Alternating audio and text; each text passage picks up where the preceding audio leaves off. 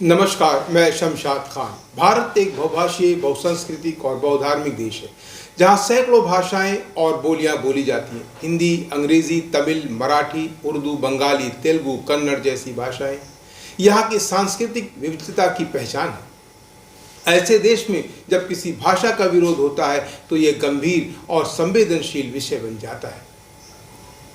भारत में विरोध लोकतंत्र में अधिकार या सामाजिक विघटन माना जाएगा।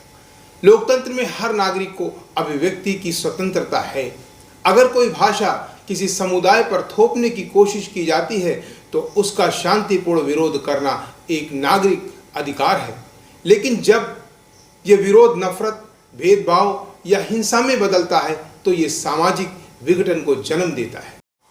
दक्षिण भारत में अक्सर हिंदी थोपने का विरोध देखा गया है, विशेषकर तमिलनाडु में।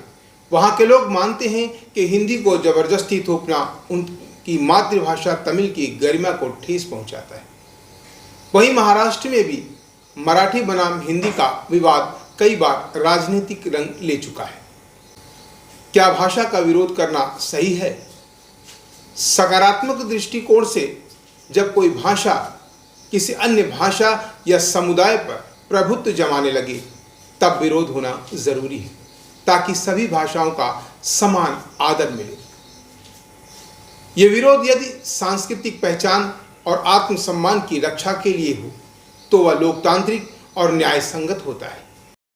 भाषा के नाम पर हिंसा, बहिष्कार, नौकरी में भेदभाव या किसी वर्ग को दोयम दर्जा देना न केवल गलत है बल्कि देश की एकता के लिए घातक भी है।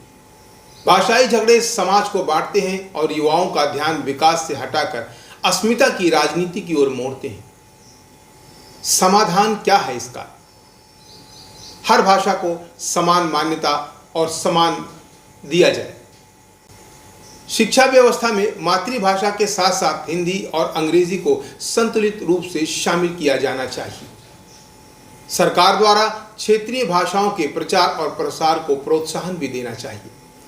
राजनीति में भाषा को हथियार बनाना बंद किया जाना चाहिए।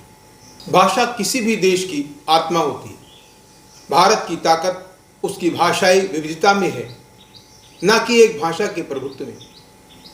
किसी भाषा का विरोध तभी तक उचित है जब वह लोकतांत्रिक, शांतिपूर्ण और समानता के सिद्धांत पर आधारित हो। लेकिन यदि यह विरोध कट्टरता, क्षेत्रवाद या नफरत को जन्म दे तो यह राष्ट्रहित में नहीं